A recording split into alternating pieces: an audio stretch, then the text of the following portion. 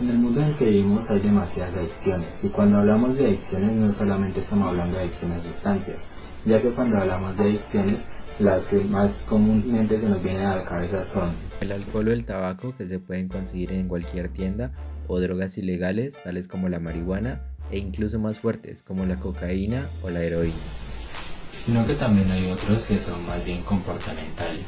Y déjenme le explico esto, porque hay varios que seguro que ustedes también conocen.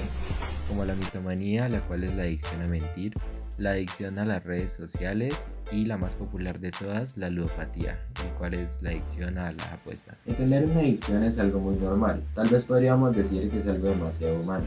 Sin embargo, ¿qué pasa cuando estas adicciones afectan directamente al entorno laboral? De eso les vengo a hablar hoy.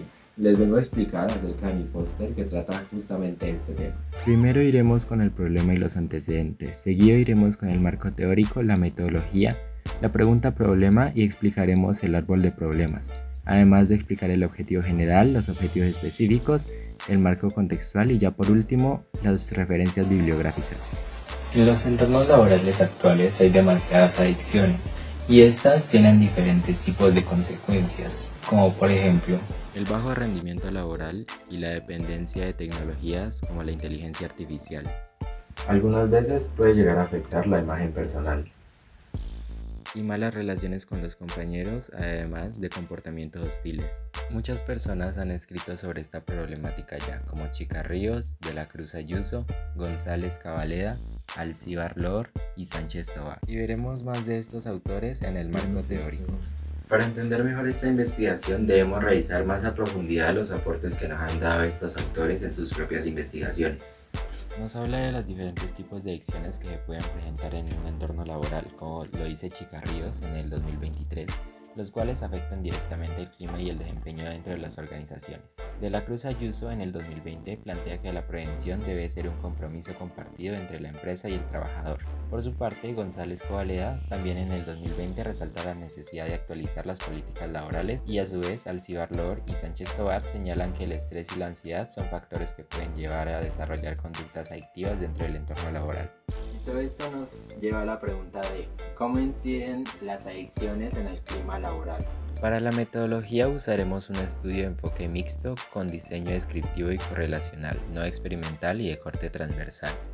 Usaremos una muestra de 50 trabajadores, en los cuales se les aplicarán cuestionarios, entrevistas y se tendrá una revisión documental de estos. Y así el análisis combinará estadística descriptiva y correlacional con análisis temático bajo criterios éticos de confidencialidad y consentimiento informado.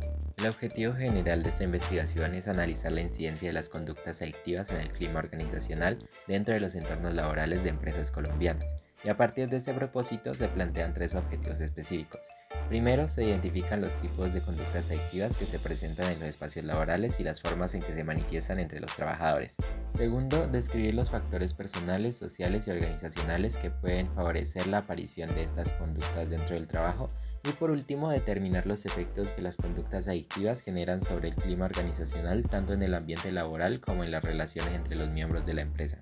Y para continuar, este árbol de problemas está organizado de forma jerárquica para mostrar cómo se relacionan las causas y los efectos alrededor del problema central. En el centro se ubica el problema principal, la incidencia de las conductas adictivas en el entorno laboral. Desde allí el árbol se divide en 2 direcciones. Hacia la parte inferior se representan las causas y subcausas que explican por qué surge el problema. Estas causas abarcan tanto aspectos personales y emocionales de los trabajadores como factores organizacionales, como el clima laboral o la gestión interna. Las subcausas complementan esa explicación, mostrando las raíces más profundas como la falta de prevención o la desmotivación en el equipo. Y hacia la parte superior aparecen los efectos y subefectos que reflejan las consecuencias que el problema genera dentro de la empresa. Los efectos más inmediatos afectan la productividad y el clima organizacional, mientras que los subefectos muestran impactos a largo plazo, como la pérdida de talento o el deterioro de la imagen institucional. Y pasando al marco contextual, este estudio se desarrolla en organizaciones donde se vea muy evidenciado el estrés laboral y básicamente las causas que ya vimos en el árbol de problemas. Y por último veremos las referencias bibliográficas que nos será de ayuda para entender de dónde vino toda esta información y además para que también puedan investigar un poco más acerca de los fenómenos explicados en este video.